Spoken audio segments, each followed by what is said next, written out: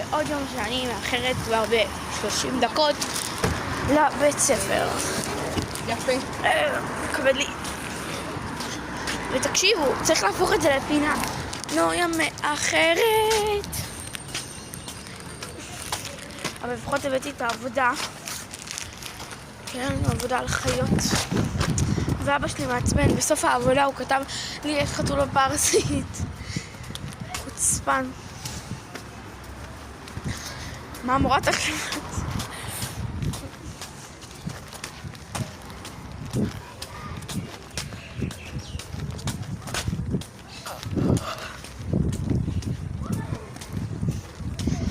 אני אנסה לעלות לכם כאילו, אני אשאל את הילה אם אפשר לעשות וידאו, ואם אפשר לעשות וידאו אז אני אצלם אולי ליוטיוב גם כמה תמונות מהחווה, שזה ביום רביעי.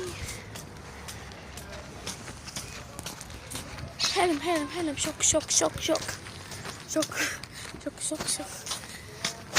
מה זה היה עכשיו?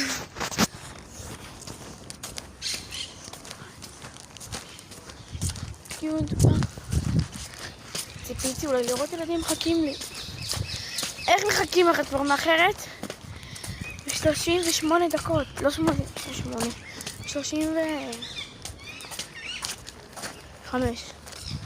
אבל את מאחרת ב-35 דקות, איך את מטפל לילדים? כבד לי. צריכה לתקתק.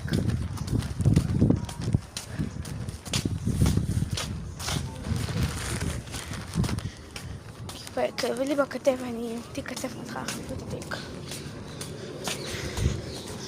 אולי אחרי, אם יתנו לי את העבודה אחרי, אז